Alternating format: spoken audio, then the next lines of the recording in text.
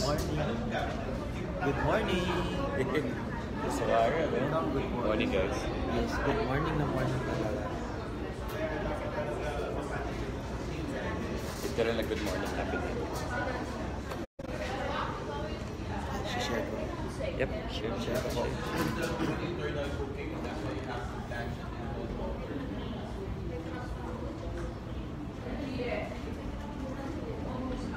Yeah, we're live. Hey guys, good morning. Hey folks, hello friends, hello entrepreneurs, hello everybody. Morning, morning. Pusuan niyo po kung naririnig niyong malinaw. Yep. Yeah, they can hear us. Thank you. Morning guys, I'm joined by Mr.Worldwide, by Arthur. We got Mr. Jerome Cruz behind Arthur. And yes, it's morning because we're... Yes, because it's morning. And magandang araw po sa inyo. It's not so many days that I really wake up this early. Kaya I decided like to share some good morning live for you guys. We just came from a week relaxation, team building activity for NWorld's company incentive. We were joined by more than 100 entrepreneurs. And a couple of us extended, especially because it's Mr. and Mrs. Worldwide's wedding anniversary. So yes, so they celebrated their anniversary, Balesin, second anniversary, and we'll let you take care of the surprise later, if there is, of course. Si Doc. Hello, Doc. Ayan, si Doc. Bating. Actually, momento ni Doc ngayon, so si Doc mag-iimbita sa inyo sa event tomorrow. See you 4 o'clock sa Saturday, July 13 sa head office. Meron tayong Balesin experience sa season. Yes. Alright. Early risers. Marami early risers. As early as an hour ago, nung nag-send ako ng, we'll be doing a Facebook Live. Marami nang nag-react kagad, marami nang nag-comment, marami nang nag-share as well. So guys, thank you. We just want to share to you that it's really good to have a good recreation with your family, with your friends, especially with your team from time to time. And we did had a wonderful time in Balesin.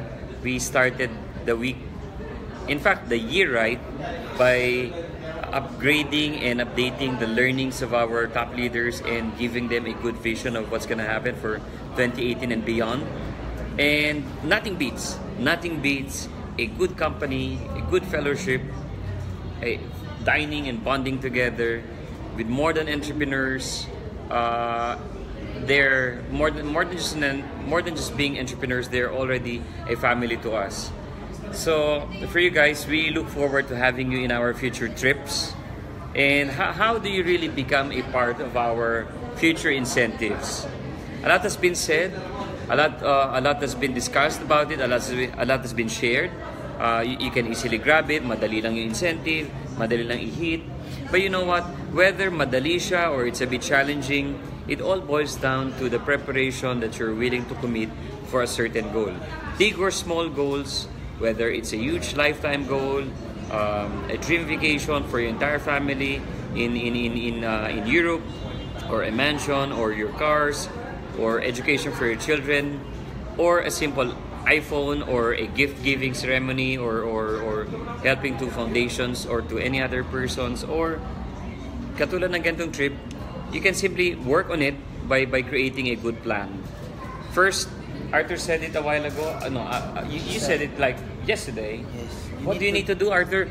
Let's hear it out from Mr. Worldwide. You need to decide, guys, na gusto mong sumama, gusto mong makasama yung mga top performer. Number one po yun talaga eh. Kasi most of the time, pagkalabas ng mechanics, nag-quit ka agad dahil nakikita nila yung dami ng sales volume na kailangan ipasok. Hindi nila dinidecide muna na sa sarili nila na gusto nila yun. Kailangan gustuhin nyo po. You need to commit. Alright. Commit first, and creativity will follow. Well, I better, to put it plainly, when you decide, it seems that your mind begins to follow. Yes. Diba? And when you decide to yes, when you decide to say yes, or when you decide to say no, your mind follows. If you say, I want to do it, then everything in between your mind and your system and your hustle seems like binibigay niya. Pero if you say, I'm not just gonna hit this one, I'm just gonna enjoy how I hustle. Anyway, I'm the boss of my own organization, so I'm gonna do it however I want. So when you make a decision whether to qualify or not to qualify, you're halfway done. It was everything is like created in the mind in the beginning. Half of it, half of the things that you decide to conceive to happen are made halfway through in your head. So that's good. You decide. So decide to make it. Decide to qualify. Second, Arthur. Break down. You need to break it down. So yung monthly nakaipon siya. For example, you need dun sa mga old members before, they registered November 8 and prior to the new registry, 22 ng package sales ang kailangan mo i-hit. So kailangan i-breakdown mo siya into weekly and then into daily. Alright. So hindi ka dapat nawawalan ng activities every day. So para hindi ka rin malula, breakdown mo into smaller bits. Alright, thank you for that, Arthur. Pasensya na po kayo for that earlier interruption. It was an announcement. I think it's about our luggages that they have already been prepared for us. Anyhow, dagdag ko lang, you know it's good because when you look at a certain goal, say, let's take a certain car for an example. If you wanted a Fortuner, for example, how much is a Fortuner today? 1.5, 1.6 million? 1.8 million? A price increase, ano? So say if you look at the tag price of 1.8, it may discourage you to really work on that particular goal because 1.8 million, medyo matagal kong tatrabuhin yun. If a person is making like 100,000 a month, less the expenses, less the savings, and less the other allocation of that specific funds, kung titignan mo mabuti, it may discourage you to even look at a brochure.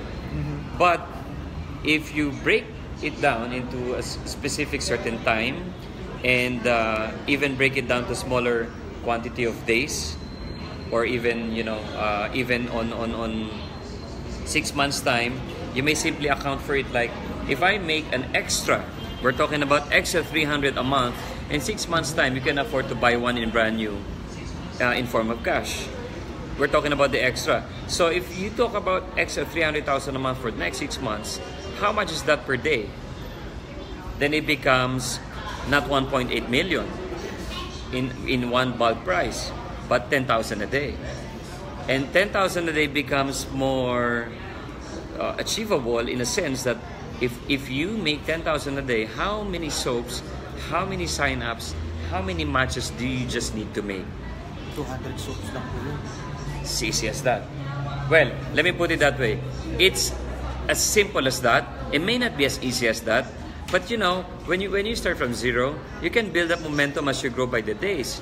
Of course, you sign up new customers, and new customers sign up other customers. There are more people under your organization building network for you. So it's not just you working for that specific goal. If you break it down on a specific time, specific quantity, and appropriate a certain group and certain week, certain month, certain income for a certain goal, then you can easily conceive in your head that you're not really dealing with a 1.8 million goal, but you're dealing with a day-to-day goal broken down to several groups working on it, not just you, but your entire organization. And at the end of it, you can simply say, that explains why marami nagkakaroon ng goals achieved through NWorld, or even those guys, you paying their debts, affording to settle their credit card balances na hindi na nababayaran for months or years. Nung nag-NWorld sila, nabayaran la. So that's quite how you deal with it when you're achieving a certain goal. May it be an incentive, may it be paying your debts, may it be a new phone, new watch, new house, or add more savings or investment on your part. Is there anything else, Arthur, that you'd like to share to them? How you and your entire group, ang daming distributor, how many Would you recall how many member of your group Yes, Pres. who has achieved, who made it to that particular trip? 12 po kami, Pres. 12. Yes. You and your wife plus 12. Yes. That's not so bad. You compose about the 10% of the entire contenders and the entire participants. Yes. That's not so bad. I mean, bro, that's not bad really. That's lots of participants. Kaya po happy rin po talaga ako. Sobrang happy ako sa incentive kasi before mag-isa lang po ako and then dumadami po ng dumadami. So isa sa mga goal talaga as a leader na hindi lang tayo makahit, dapat pati yung team natin. Dagdag ko lang yung pang number 3. Napaka-importante po nito, you surround yourself that people who made it happen. Very important. Kami ba yun? So, yung mga taong nakapaligid sa'yo, sila yung magpupush sa'yo na kulang pa yung ginagawa mo, sila yung magpupush sa'yo na kailangan mo pang sipagan, and sila yung nakakaalam kung paano ma-hit. So, alam nila kung paano. Yun yung pinakamadaling hack sa lahat. Paano nakabili ng sasakyan, paano nakapunta sa travel, paano naka-earn ng ganong kalaking income. So, very important yung mga nakapaligid sa yung mga tao. You need to surround yourself with winners. Importante. Alright, so when you want success to happen to you, listen to those who've already made it. Yes. If you want to be in a situation where it's a a certain position, distinction, award, achievement, honor roll, or simply a state of distinction or significance, pakinggan mo yung mga tao na nagawa na yun. Yes. And obviously, to fail and to be on the opposite side, listen to those who have not. Those who are discouraging you, those who are challenging you. And in fact, listening to them is not so bad as well. Because sometimes if you do listen to them, you can get some good pointers and reminders and some sort of positive criticism. If you take them positively, it becomes a good one. So they can help you improve how you develop your skills or adjust your approach. And so even if I as the president, I as the owner, I'm always surrounding myself with these guys. You know, I always get to learn from other people, and I always get to learn from these successful guys and other successful people, because being with them alone is already a goal. Yung makasama mo lang sila and being with guys with thoughts beyond compare. Not only they're always positive, but you will find that the kind of thinking that they have are the things that you usually don't see from someone else. And because of that, sometimes mapapaisip ka. And to think later on and then realizing then on, it makes quite sense why people who have extraordinary success have a different set of view, not the normal one. And to be with them will quite make things a bit easier for you, because they'll give you tips, they'll give you suggestions. And what I have noticed with people who are truly successful, those guys na may mga magandang achievements sa buhay, pansin ko sila yung mahilig mag-share, sila yung mahilig magbahagi. They love lifting people up. It's like success is something that does not diminish when you share it. That's the kind of mindset that you guys have. Come on, diba? So you like sharing because as if when you share them, they're like seeds. They grow and there's more for other people to harvest. Pansinin niyo yan. Positive people, successful people, they always love to share, they always give out, they lift up. You won't find so many successful people. You won't, in fact, I don't know if you could find successful people not really into that kind of state of mind and then sharing things to others. And usually, the other way around, those failing, those miserable people, those who are really frustrated, they try to encourage other people to get frustrated as well, or to put people in the same situation where they are. So thank you guys for really watching us in our lives, my video live, Arthur's, other guys' lives in the last couple of days in Balesin. So today back to corporate world. We had a corporate world in Balesin in a relaxed environment, but now in the office. And I guess Doc Butch and Jerome, have something to say before before we depart this Balesin Hangar? Jerome. Hello, good morning everyone. Si Jerome medyo may sakit pa yan, so lapit ko sa'yo. Good morning everyone. Actually, yung sabi ni Arthur kanina, tama yun kasi everything, kung ano man yung iisipin muna to hit your incentive, kahit na mahirap o madali o mahirap, maraming sales o making sales ang kailangan mo. Ang importante is to decide. Kasi once na decided ka, lahat darating sa'yo, urgency, yung gigil mo, yung wala, kumbaga hindi ka natatama ng pagod and everything. Ang point ko lang dyan, mahirap or madali yung incentive, marami or konting benta, ang kailangan mo requirement, bottom line, should decide. Kasi once na decide ka, yung gusto mo talaga, yung gusto mong results, yung sabi nga, yung kagaya ngayon, morning, gigising ka talaga ng umaga eh. Yes. Walang pagod eh. Kasi gusto mo yan eh, desidido ka. Just like any goal, incentive, car, house, travel, dreams, kung ano man lahat yan, yun talaga yun. So, bottom line, should decide. So, gaya ng lahat sa atin, ba't tayo nag-Nworld, we decided to join Nworld. That's right. So, yun yung ma-add ko sa kay Arthur, ni Arthur kanina. And si Doc meron sasabihin. See you tomorrow, Jerome, no? See you tomorrow. Alright, Doc. Doki. Okay. Importante makasama talaga kayo sa mga travel incentives natin kasi may mga sharing ng mga lessons kagaya no take home. Ako, personally, take home ko itong incentive na to, yung na-mention ni Press na discipline. Ang disiplina, napaka-importante talaga niyan eh. Disiplina mag-aral, disiplina i-apply na pag-aralan.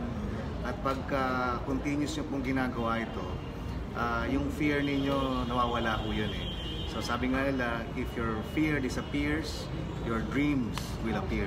That's right. That's right. Thank you, Doc. Thank you, Doc.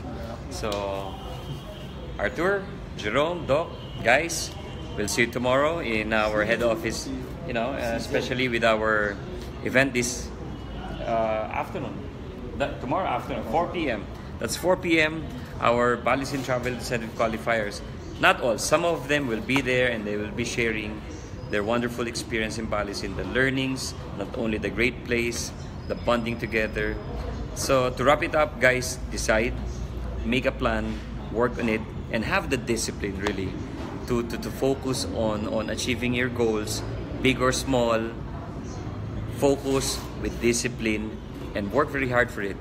Guys, this has been a wonderful journey for our top entrepreneurs for about a week. And we look forward to having more of that in the months to come.